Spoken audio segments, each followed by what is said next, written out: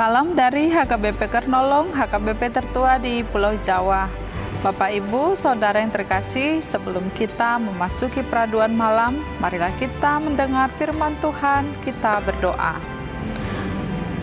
Bapa yang bertahta di dalam kerajaan sorga, terima kasih Bapa untuk segala kebaikan-Mu menyertai, menjaga, dan menuntun kehidupan kami. Saat ini Tuhan, kami mau mendengarkan firman-Mu. Pimpinlah kami dengan Roh Kudus-Mu, mengajari kami untuk dapat mendengar serta mengerti kehendak firman-Mu. Berfirmanlah Engkau ya Allah, sebab kami siap mendengarkan. Dalam nama Tuhan Yesus kami berdoa. Amin. Firman Tuhan renungan bagi kita pada malam ini dari Amsal 6 ayat 16 hingga ayat 19. Ayat pembimbing renungan ayat 16 begini dikatakan dalam firman Tuhan. 6 perkara ini yang dibenci Tuhan, bahkan 7 perkara yang menjadi kekejian bagi hatinya. Demikian firman Tuhan. Kebencian dan kekejian bagi Tuhan. Dikatakan ada 6 bahkan 7 perkara yang dibenci oleh Tuhan dan kekejian bagi hatinya. Ini adalah nasihat atau pengajaran yang disampaikan oleh Salomo, di mana ia menyebutkan bahwa dosa yang dibenci Tuhan meliputi dosa yang dilakukan manusia dalam kehidupan sehari-hari dan cenderung diabaikan atau tidak peduli. Apakah itu? Di sini disebutkan satu persatu. Pertama, sikap sombong atau kesombongan. Kesombongan menyebabkan orang tertentu merasa dirinya hebat.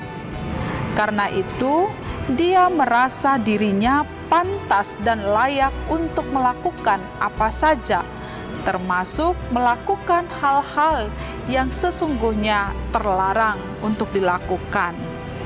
Dan dia sendiri tidak mau menerima teguran untuk atau dalam kesalahannya.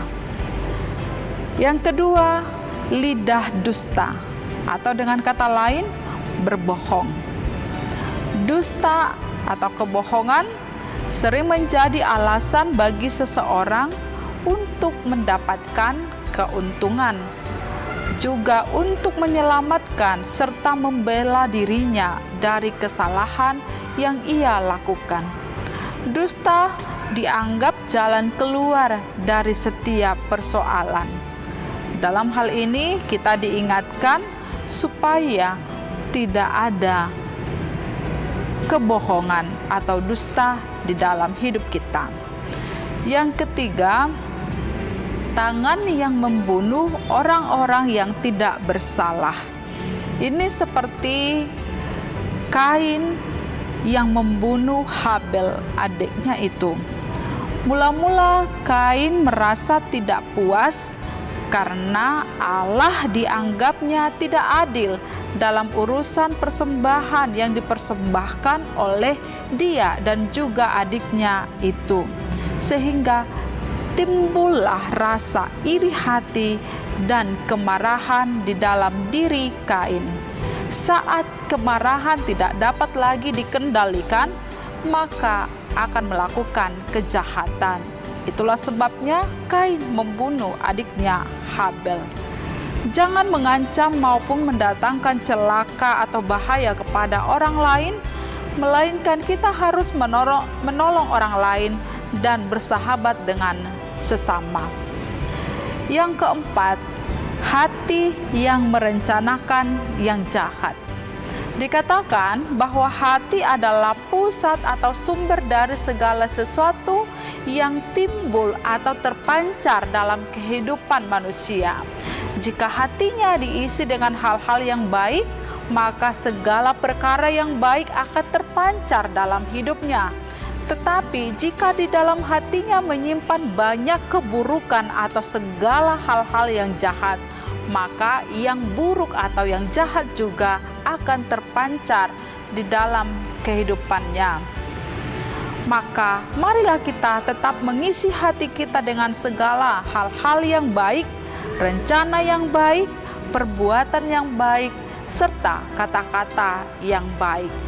Peliharalah hati dan isilah hati dengan segala yang berkenan di hadapan Tuhan.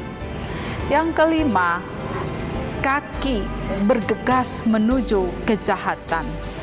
Dia memberikan dirinya diperbudak oleh kejahatan, melakukan kejahatan, melakukan dosa, melakukan yang dibenci oleh Tuhan. Yang keenam, saksi dusta, atau dengan kata lain, fitnah. Ini adalah suatu perbuatan yang menyembur-nyemburkan kebohongan. Jangan cepat-cepat memberitakan sesuatu hal, sesuatu berita, jika belum mengetahui jelas bagaimana kebenaran akan berita itu. Dan oleh karena fitnah, dusta, atau gosip, ini dapat menimbulkan pertengkaran dan perpecahan di antara sesama. Dan ini bagian yang ketujuh, perkara yang tidak diinginkan Tuhan adalah pertengkaran atau perpecahan. Semua yang disebutkan dalam hal ini ada 6 perkara, bahkan 7 yang dibenci oleh Tuhan, bahkan kekejian bagi Tuhan. Marilah kita menjauhkan diri dari segala hal-hal yang jahat dan segala perbuatan dosa. Kita bersyukur saat ini jika renungan ini mengingatkan kita untuk tidak melakukan apa yang dibenci oleh Tuhan. Jauhi yang jahat dan lakukan yang baik, supaya kita hidup dan berkenan di hadapan Tuhan. Amin. Mari kita berdoa. Allah Bapa, terima kasih firman-Mu, nasihat dan perintah yang kami terima pada saat ini untuk kami lakukan dalam hidup kami. Segala yang baik Tuhan, biarlah Engkau turunkan atas kami, tersimpan dalam hati kami, supaya apa yang kami peroleh, segala yang baik, dapat juga kami terapkan dalam kehidupan kami untuk kemuliaan nama Tuhan. Malam ini kami mau beristirahat, membaringkan diri di tempat tidur. Berkati kami.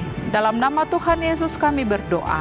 Anugerah Tuhan Yesus Kristus, kasih setia Allah Bapa, dan persekutuan dengan Roh Kudus menyertai kita sekarang sampai selama-lamanya. Amin.